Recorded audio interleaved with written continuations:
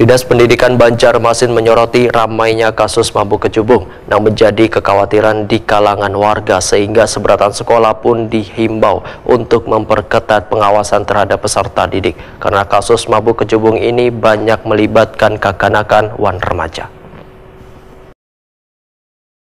Dinas Pendidikan Banjarmasin menyoroti ramainya kasus mabuk kecubung yang menjadi kekhawatiran di kalangan warga, sehingga seberatan sekolah pun dihimbau untuk memperketat pengawasan terhadap peserta didik karena kasus mabuk kecubung ini banyak melibatkan kekanakan wan remaja. Demikian dipadahkan Kepala Dinas Pendidikan Banjarmasin Nuryadi Wetakuni Prima TV Baisukan Senin 15 Juli 2024. Nuryadi menyatakan pentingnya pengawasan ketat di lingkungan sekolah wan peran aktif Kuitan dalam mengawasi anak-anak di rumah maupun di luar rumah. Dalam mengatasi permasalahan ini, dinasnya pun ujar Nuryadi bekerjasama dengan BNN melakukan penyuluhan di setiap sekolah, terutama di masa pengenalan lingkungan sekolah.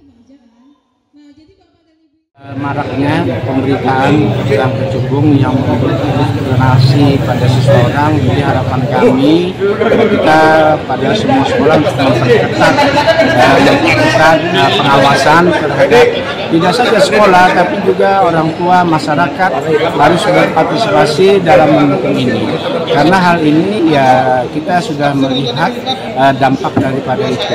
Artinya mudah-mudahan kewaspadaan tinggi dan kami sudah menginstruksikan kepada sekolah untuk semakin bahagia apa yang mereka bawa, jangan sampai nanti ya anak-anak didik kita terkontaminasi terhadap kecubung ini. Jadi ini menjadi hal serius bagi kita semua karena yang kita lihat itu warga Banjarmasin yang banyak. Iya, paling banyak Pak.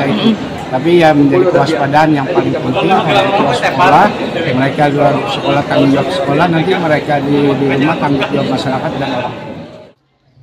Menurut Nuryadi, dari hasil laporan seluruh sekolah di Banjarmasin, belum ada peserta didik yang terindikasi menggunakan kecubung yang sangat berbahaya ini.